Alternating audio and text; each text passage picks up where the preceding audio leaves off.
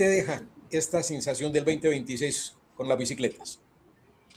Bueno, sí, para hacer un resumen muy rápido, ¿no? Para no extendernos en demasía, evidentemente la superioridad arrolladora, insultante casi de Tadej Pogačar.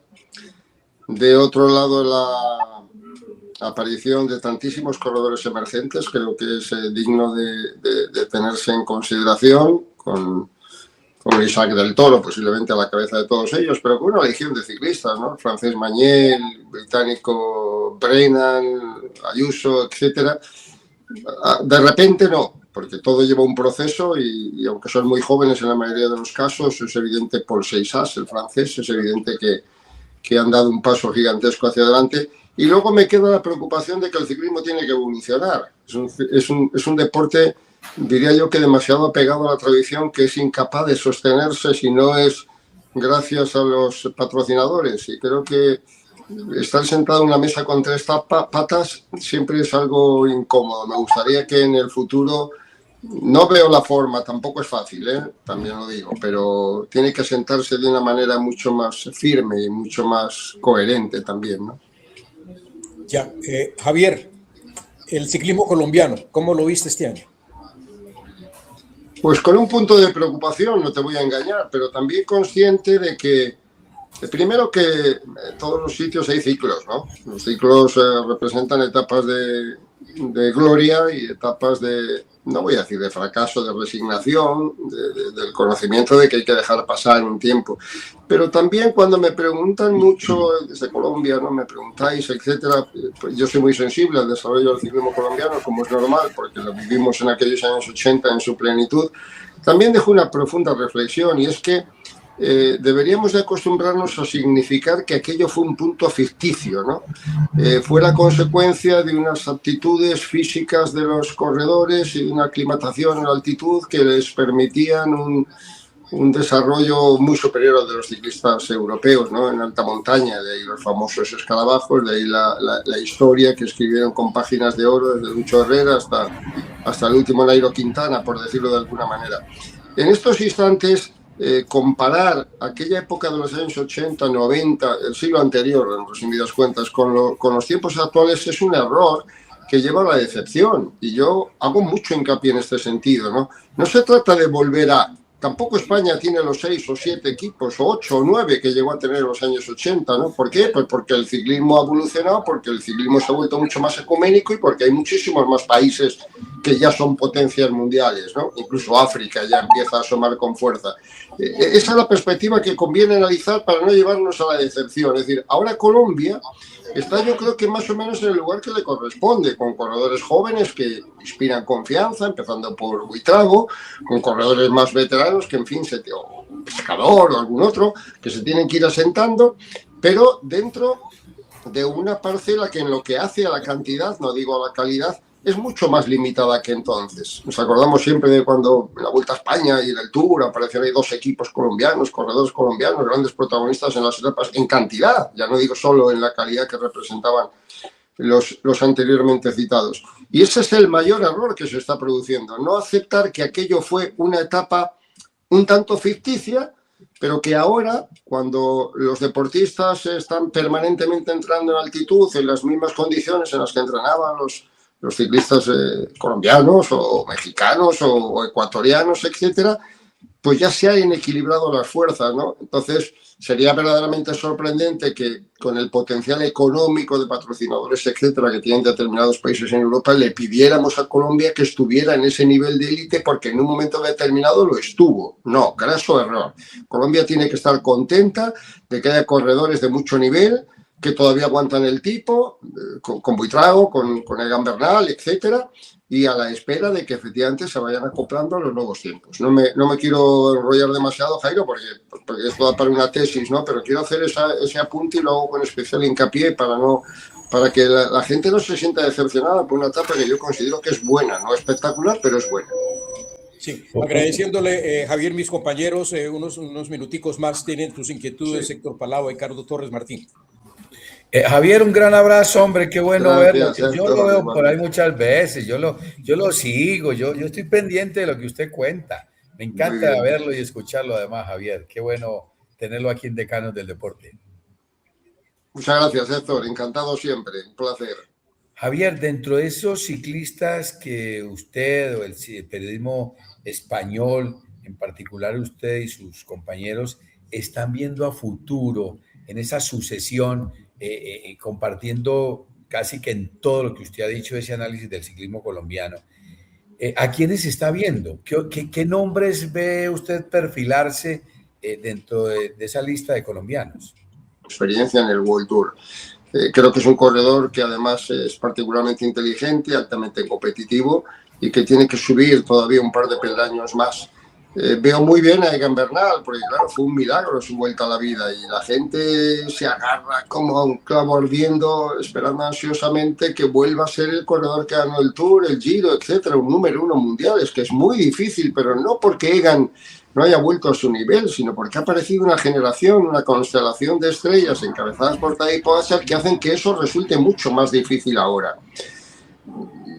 Yo querría tener expectativas en chicos jóvenes como Diego Pescador, porque sé que está en una buena estructura y sé que tiene que ir aprendiendo y porque empieza otra etapa diferente. Cuando hablo mucho de los ficticios es porque ha habido determinados corredores que venían de aquella época guiados, no ellos, obviamente han nacido en los tiempos actuales, venían de aquella época y pensaban que esto era un poquito más fácil y de repente se encuentran con la dura realidad, que el ciclismo europeo tiene un nivel muy superior al de entonces y que el deportista europeo tiene esa capacidad de adaptación, altitud, etcétera, que le hace competir, digamos, en igualdad de condiciones físicas con el resto de los colombianos.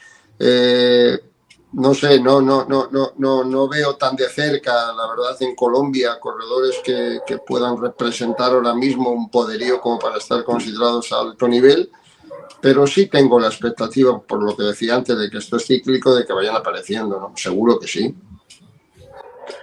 Don Javier, nuestro saludo respetuoso desde territorio antioqueño, que es una de las cunas que tiene el ciclismo colombiano y usted lo sabe. Es que a uno lo paran en las esquinas de una época para acá y hay una pregunta directa. Pogačar, ¿y quién es? ¿Eslovenia y por dónde? A usted, que es un periodista altamente universal, pues hombre, le traslado ese interrogante. Pogačar, ¿y por dónde están los otros corredores que le hagan la resistencia, que le volteen la baraja? Si no es Pogačar, ¿quién o quiénes? Eslovenia, ¿qué otros países podrían ponerse en esta altura en la que está en este momento ese país? ¿Y qué hacemos con Pogačar? ¿Hasta dónde puede ir? ¿Cómo se le pueden arrimar? ¿Cómo lo pueden superar? En fin, todas esas cositas. Usted, el periodista universal, Javier Ares, ¿cómo la está viendo, por favor? Bueno, pues yo creo que como todos, ¿no? A la hora de la verdad no nos vamos a engañar. Convendría significar que estamos ante un caso histórico, ¿no? O sea, Pogačar es Eddy Merckx. Pogačar solo ha habido uno en la historia del ciclismo que ha sido muy superior a todos los coetáneos, ¿verdad? En la época, que fue Eddy Merckx. Y de repente, pues 50 años después del Caníbal, aparece un corredor de sus características, corredor súper completo, que es lo que todavía extorsiona más a los rivales. No es un ganador del Tour, es como le ocurría a Merckx, ganador del Tour, de mundiales, de clásicas, de todo pelaje. Da igual que le pongas una clásica de montaña, que le pongas una carrera más plana como Milán-San Remo, etcétera, o una París-Roubaix de enorme dificultad. Ha tocado lidiar con él. Y no queda otra que resignarse, es que es la verdad, porque además estamos en un momento en el que es normal. Está en el equipo más poderoso del mundo, es decir, va a tener los mejores gregarios a un altísimo nivel, va a tener los mejores medios, etcétera. Es prácticamente imposible derrotarle. Lo que no quiere decir que no haya que intentarlo.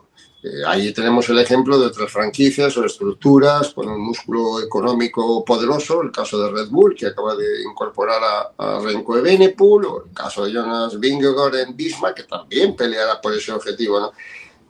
Yo creo que es casi imposible, sinceramente, pero tampoco va a ser eterno. Tampoco todos los años tiene que tener el mismo rendimiento. Hay un punto, Pogačar está ya en el camino de los 27 años, hay un punto en el que de repente el organismo sigue funcionando igual, pero la cabeza no da para tanto. Es una tiranía, un sacerdocio total y absoluto el que vive el ciclismo hoy para cualquier corredor de estos que se pasan no fuera de casa entrenando en altitud, en las pruebas, etcétera.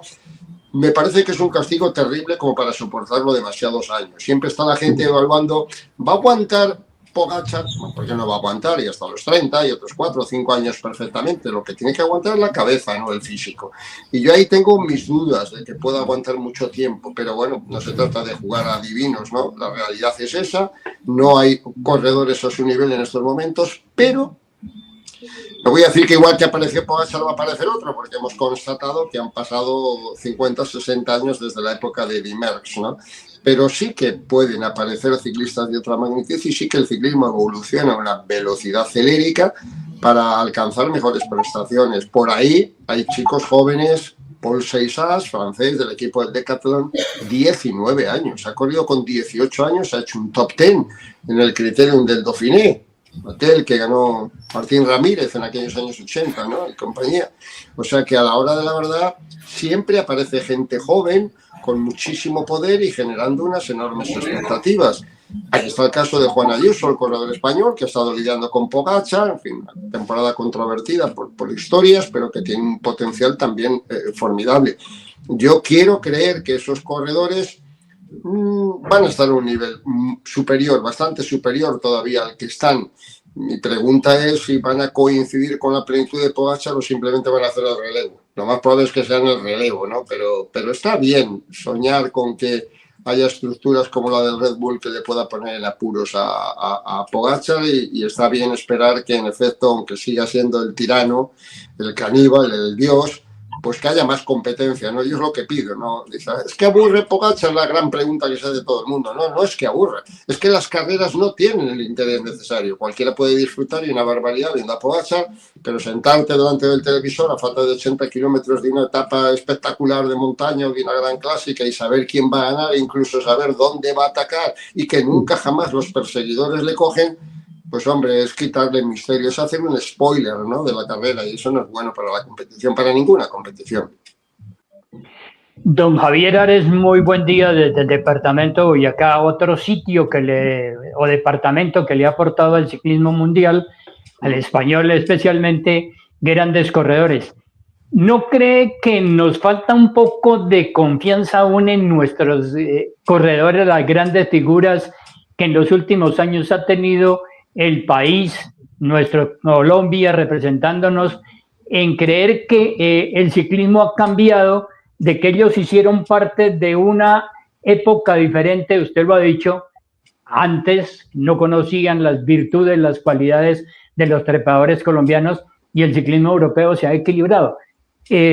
Pensando en este tema, nos ha faltado confianza aún en nuestros actuales deportistas que están saliendo de que nuestro ciclismo se acabó. Pero es que hay una corriente que no es exclusiva de Colombia, es una corriente, bueno, a lo mejor porque falta lanzar ese mensaje del que estamos hablando, de que la gente comprenda en que, por qué iba a ser Colombia la primera potencia del mundo del ciclismo. No tiene por qué, ni por medios económicos, ni por cantidad de población, ni por atención deportiva, etcétera. No tiene por qué. Estuvo, ¿por qué? Hay que hacerse la pregunta. Colombia estuvo a altísimo nivel pues porque había unas razones poderosas que permitían que el rendimiento de un ciclista colombiano fuera superior al de cualquier corredor europeo. Y lo puedo hacer extensible a otros corredores de otras latitudes, aunque evidentemente no tienen el ciclismo tan asentado como Colombia, ¿no?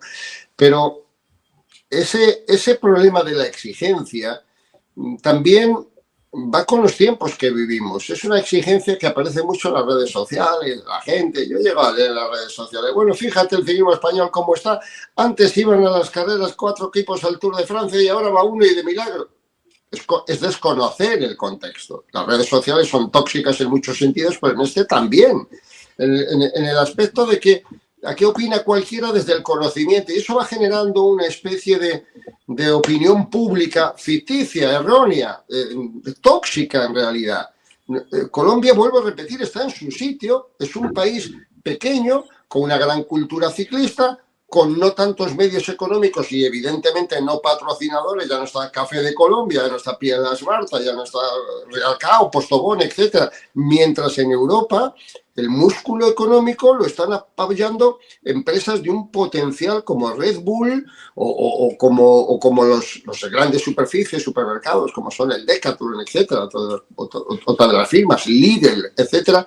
Eso quiere decir que el ciclismo todavía no se equiparan los grandes deportes, Fórmula 1, etcétera, tal, pero va cogiendo en Europa una potencia descomunal que permite que el deporte, la atención, todo lo referente a la mecánica, a la nutrición, a los avances biomédicos, etcétera, crezca de una forma exponencial. Claro, pues los países que no tienen ese poderío, España, por ejemplo, gracias a Dios que está Movistar, que es una firma también muy poderosa, pues no tiene ese músculo, ¿no? Para de repente poder proporcionar, digamos, el hábitat necesario para que el ciclismo crezca.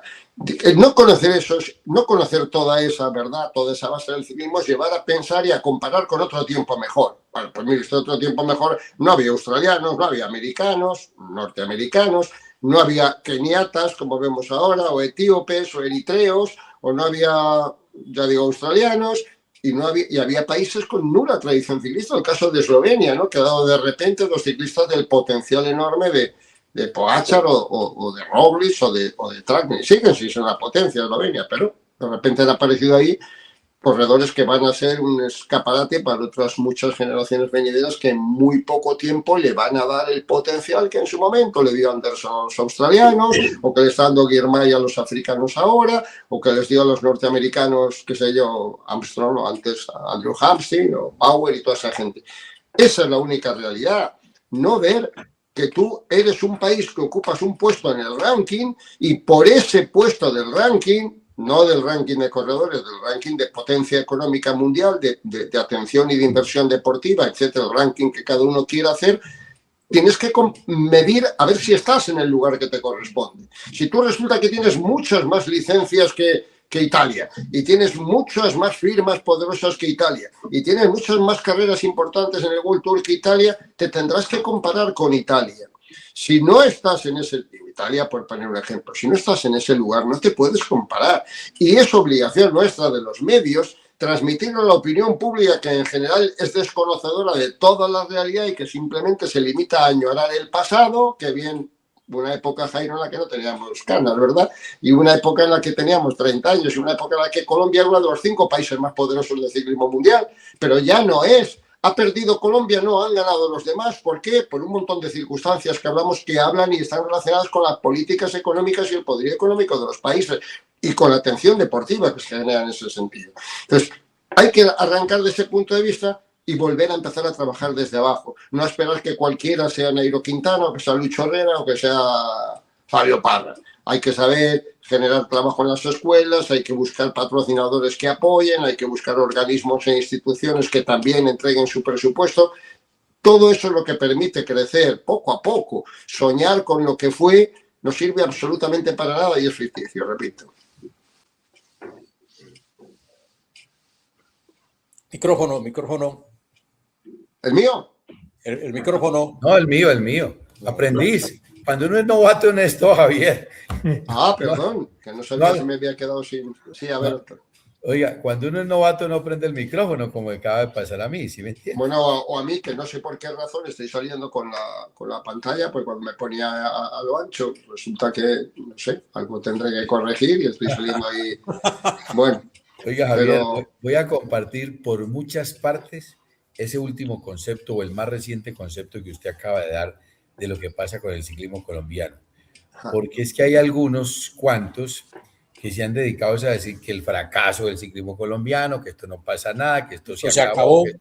Y resulta que hay que mirar las cosas con un espectro mucho más amplio, como lo está mirando usted y como lo hemos insistido mucho aquí con el profesor Urrego, con Jairo, con Chávez, con Aicardo, con Martín, con José Agustín, porque es que miramos de una manera muy particular. Incluso algunos colegas españoles de Javier nos han vendido y asociados aquí con cierto sector del desconocimiento, nos han vendido o han querido, pretendido mostrar otras cosas del ciclismo. Estoy muy de acuerdo con lo que dice Javier, es que esto se ha crecido. Ahora entonces que Kenia está metido en el ciclismo. La otra vez cuando fuimos al Tour de la Avenida en el 80, solo hablábamos de los rusos, ni siquiera los españoles. Hablamos de los rusos, que eran los que teníamos que derrotar. Hoy ya los rusos, pues existen menos que...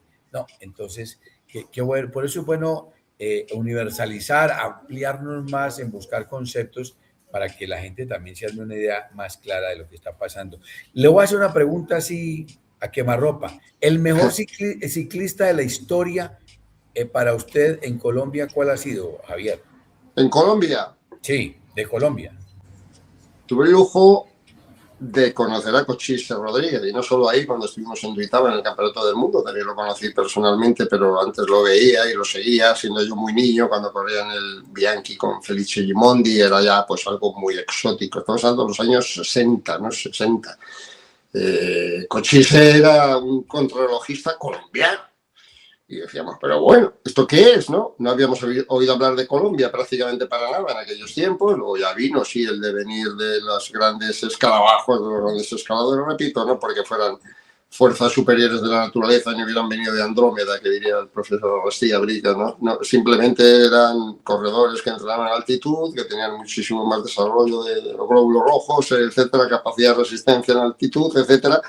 Y eso, unido a la clase enorme que asesoraban, pues les permitió ir rindiendo, ¿no? Y después se produjo un fenómeno importantísimo, que fue que vinieran a Europa. Es decir, usted se me prepara el altitud, pero usted adopta conceptos de ciclismo colombiano. Yo creo que el mejor ciclista que ha habido ha sido Nairo Quintana, sinceramente, porque por lo que estoy hablando, ¿no? Sin desmerecer en absoluto a corredores como Lucho, como Fabio, como a mí me encantaba el Pacho Rodríguez, muchísimo, y otros muchos que había de aquella época, Oliveria Rincón, etcétera, ¿no? Que dieron un gran resultado, óptimos triunfos, etcétera. Pero Nairo ha vivido otros tiempos diferentes, había otros tiempos en los que ya no era exactamente como ahora, pero había una gran igualdad, ¿no? Ya los ciclistas europeos se preparaban en altitud un mes antes de estar en el Mundial, etcétera. Ya se llevaba eso con otro rigor, con otra disciplina. Ya había evolucionado mucho el tema de la preparación física, de la alimentación, de la nutrición, etcétera, para poderse equiparar a lo que presentaban, a los valores físicos que presentaban los ciclistas colombianos. Por eso le doy un enorme mérito a Nairo Quintana. Nairo Quintana pudo ganar el Tour. Nairo Quintana tuvo una actuación espectacular en un tiempo prodigioso y Nairo ha escrito un palmarés notable. No le estoy poniendo por encima de Egan Bernal, estoy diciendo simplemente que fue el punto de arranque de verdad de equiparar los dos ciclismos. El anterior no estaba equiparado, pero para nada, no estaba equiparado. Y Egan se ha quedado un poco en la mitad. Obviamente lo que él ha conseguido, si Nairo ganó un Giro, pero Egan ganó un Tour de Francia. Y Egan Bernal, con 22 años, 21, 22 años, cuando ficha por el Sky, ya venía adornándose de unas condiciones que le llevaban a ser considerado el número uno. No tengo ni la menor duda de que Egan Bernal ha superado el nivel de Quintana, pero entre la lesión, vamos a darle tiempo, que todavía es joven, ¿no? Los años venideros, la lesión, el gravísimo percance que sufrió, pues le ha dejado ahí, digamos, el palmarés o la trayectoria a medio hacer. Yo creo que Egan ha sido un corredor superlativo, con una clase y una espectacularidad poderosa, y que vamos a confiar. Yo quiero confiar, es obligado ser confiante en esta vida, que todavía pueda volver.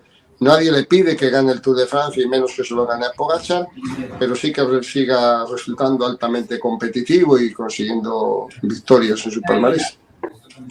Bueno, Javier, pues muchísimas gracias por su tiempo. Ha sido grato. No, le tengo una pregunta. ¿Cuándo por Colombia, Javier? Si a usted le ha gustado este país. Pues cómo no me va a gustar. 50.000 veces. ¿Cómo no me va a gustar? Y estuve a puntito de ir ahora para celebrar, pero determinadas circunstancias lo impidieron, ¿no? El aniversario de aquella fiesta enorme, que la recuerdo con un cariño enorme también por la hospitalidad que sentí allí del pueblo colombiano, en Duitama, en Paipa, en Tunja y demás, pero sobre todo por la espectacularidad de los campeonatos, que no se me olvidarán jamás, ¿no? Aparte de la victoria de Olano, Indurain, los éxitos que consiguieron los españoles. Tengo muchas ganas de volver a Colombia y espero que sea lo antes posible esto, lo antes posible. Ojalá que sí, por aquí siempre en Bogotá y en Cali, en Medellín y en Sogamoso, donde estamos a esta hora cada uno de nosotros conectados siempre. Será un placerazo tenerlo a usted por aquí, gran señor, gran periodista, un gran anfitrión, indiscutiblemente, cuando estuvimos y hemos estado por allí, de modo que el gran abrazo, querido Javier, para usted, su familia, y de una vez, como decimos aquí, que el próximo año de una vez sea lleno de mucha salud y prosperidad, de cosas muy positivas, Javier. Y feliz Navidad y muchos turrones. Muchas gracias, Jairo, para todos también. Un abrazo muy fuerte y ya sabéis que me tenéis a vuestra disposición cuando queráis. Gracias, amigos. Abrazo fuerte y feliz año para toda la gente de Colombia, un país hermano al que tanto queremos.